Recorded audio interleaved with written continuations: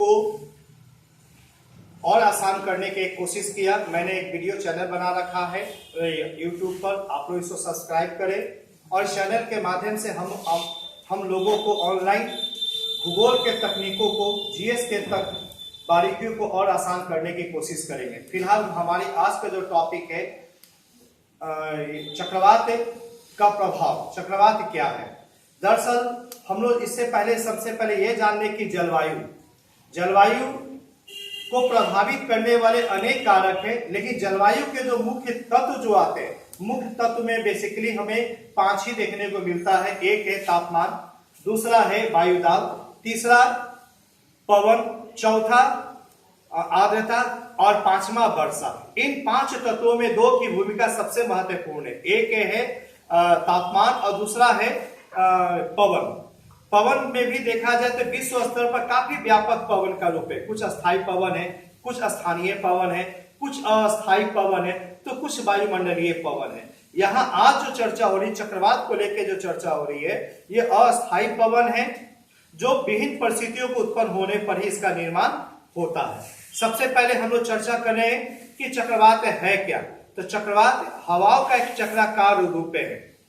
चक्रवात हवाओं का एक चक्राकार रूप है जिसके केंद्र में एलपी का क्षेत्र होता है और बाहर एचपी का। जैसा कि आप लोग फिगर से के हिसाब से भी आप लोग देख सकते हैं, बीच में एलपी है और बाहर एचपी का क्षेत्र है। इसे ही हम लोग प्रायः चक्रवात कहते हैं। ऐसी दशा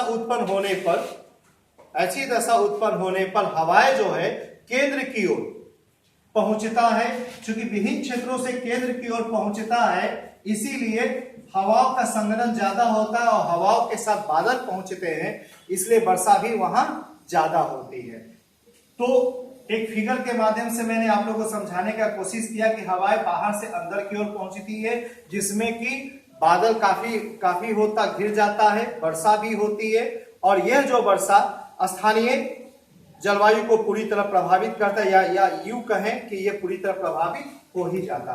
जो मैंने फिगर बनाया है हवाओं की दिशा को, यह कहा जा सकता है उत्तरी गोलार्ध में चक्रवात है। चक्रवात ये उत्तरी गोलार्ध में चक्रवात का मैंने ऐसे सीन बनाया। दूसरे महत्वपूर्ण पहलू है कि एक शब्द और आता है प्रति चक्रवात, जिसका नाम है एंटी साइक्लोन, और पहला नाम था जिसका चक्रवात साइक्लोन। दोनों में अंतर क्या? दोनों में अंतर, बेसिक अंतर को समझा जाए कि दोनों हवाओं का चक्राकार रूप है। जहां चक्रवात में के केंद्र में एलपी बनता है और बाहर एचपी बनता है, वहीं प्रति चक्रवात में केंद्र में एचपी बनता है और बाहर एलपी। प्रति चक्रवात में हवा बाहर की ओर फैल जाती है, जिससे वर्षा होने की संभावना नगण्य रहता है। आंशिक बादल दिखता है, लेकिन प्रायः मौसम साफ रहता है। यह प्रति चक्रवात है। इसीलिए प्रति चक्रवात का प्रभाव विश्व जलवायु पर ज्यादा नहीं पड़ता है, इसलिए उसका अध्ययन भी ज्यादा नहीं हुआ। लेकिन चक्रवात में वर्षा ज्यादा होती है, संघनन की मात्रा ज्यादा है, इसलिए इसका अध्ययन काफी ज्यादा हुआ है। वर्तमान में देखेंगे कि विश्व में 2 प्रकार के चक्रवात देखने को मिला। वो दो प्रकार के चक्रवात है, ये स्थिति के आधार पर है। वो स्थिति यानी कि एक 0 से 30 डिग्री के आसपास नॉर्थ और साउथ में है, इसे कहते हैं उष्णकटिबंधीय चक्रवात। और दूसरा 30 से लेकर 60 डिग्री, जिसे कहते हैं शीतोष्ण कटिबंधीय चक्रवात। तो जहां तक रही उष्णकटिबंधीय चक्रवात की बात है, इसके 5 बहुत ही प्रमुख है नाम हैं, जो क्षेत्रीय नाम दिए गए हैं। ये सभी चक्रवात के रूप में है। जैसे एक जो चीन के पास है, चीन, कोरिया और ताइवान जापान के पास है, जिसका नाम है टाइफून। दूसरा है बिलिबिली, उत्तरी ऑस्ट्रेलिया के पास पड़ता। तीसरा भारतीय उपमहाद्वीप के क्षेत्र में इसका नाम है चक्रवात या ये साइक्लोन। चौथा देखने को मिलता है कैरिबियन सागर के पास, जिसका नाम है आपका हरिकेन। और दूसरा मैक्सिको की खाड़ी से जस्ट ऊपर की ओर चलेंगे तो वहां हो जाता टॉर्नेडो। ये जो 5 जो चक्रवात है, इनमें गतियां काफी ज्यादा, सामान्यतः 120 किलोमीटर प्रति आवर से ज्यादा। लेकिन अगर टॉर्नेडो पर देखेंगे तो टॉर्नेडो का 600 किलोमीटर पर आवर सामान्यतः है, लेकिन कभी कभी तो इसकी गति 800 किलोमीटर बराबर है। यह अमेरिका को और कनाडा को पूरी तरह प्रभावित करता है।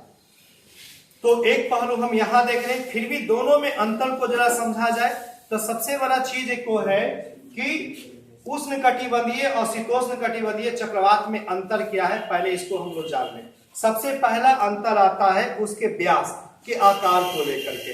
उष्णकटिबंधीय चक्रवात में व्यास अपेक्षाकृत छोटा है, जबकि शीतोष्णकटिबंधीय चक्रवात में व्यास अपेक्षाकृत बड़ा। पहला।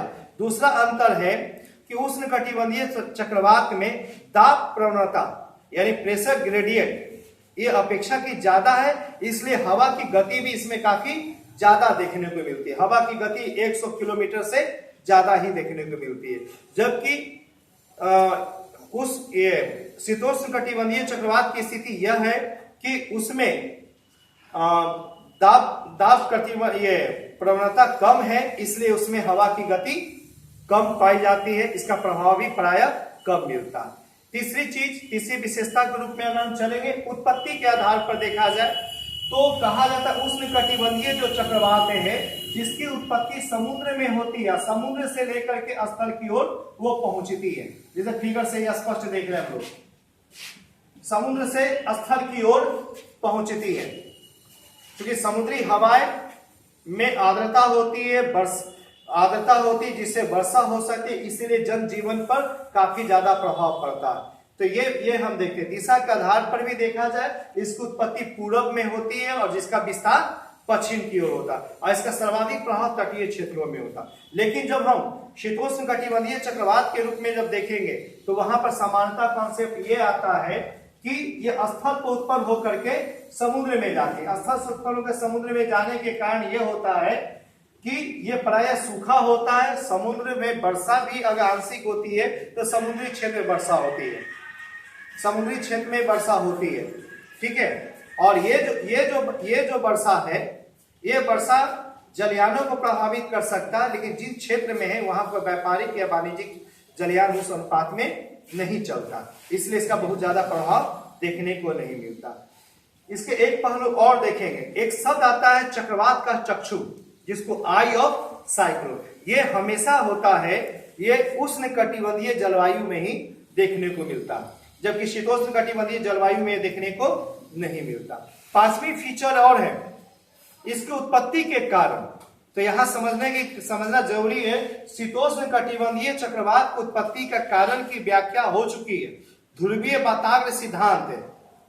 ध्रुवीय बताग्र सिद्धांत एक ऐसा सिद्धांत है जिससे हम लोग यह मानते हैं कि बताग्र का निर्माण होता है, उस बताग्र से शीतोष्णकटिबंधीय चक्रवात की उत्पत्ति होती है, उसकी व्याख्या हो रही है।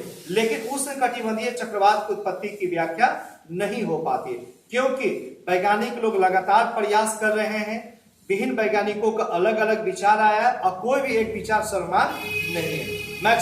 मैक्सिमम जो वैज्ञानिक जो है वो उष्णकटिबंधीय चक्रवात के लक्षणों पर गौर करते हैं कि समुद्र की दशा क्या है, तापमान की मात्रा क्या है, वायुदाब की स्थिति क्या है, और यह हवा का प्रभाव कितना और किस स्तर पर किस दिशा में जा रहा है, इसी को देखते हैं। इसीलिए हम लोग कहते हैं पांचवा अंतर यह है कि जहां उष्णकटिबंधीय चक्रवात की उत्पत्ति की व्याख्या अभी तक स्पष्ट रूप से मान्य अवस्था में नहीं की जा सकी है, वही शीतोष्णकटिबंधीय चक्रवात की उत्पत्ति की व्याख्या मान्य स्तर पर हो चुकी है। आज हम इतना ही करेंगे। नेक्स्ट क्लास में इसी चीज को और हम आगे बढ़ाएंगे। तब तक आप इसे सब्सक्राइब करें और भी लोगों को जोड़ने की कोशिश करें, ताकि भूगोल को और किस प्रकार आसान किया जा सकता है। ये इस ऐसा उपयोगी सब्जेक्ट है जो विश्व जलवायु से भी जुड़ा हुआ है, देश की अर्थव्यवस्था के साथ भी जुड़ा हुआ, लेकिन इसका कॉन्सेप्चुअल पार्ट होने के कारण मैक्सिमम लोग इससे भागते हैं। लेकिन मेरा मानना है कि यह काफी महत्वपूर्ण विषय है। अगर इसको उसी रूप में समझा जाए जिस रूप में समझाया जाता है, तो निश्चित तौर पर आप लोगों को भूगोल और आसान हो सकता है। तब तक के लिए सब्सक्राइब करें।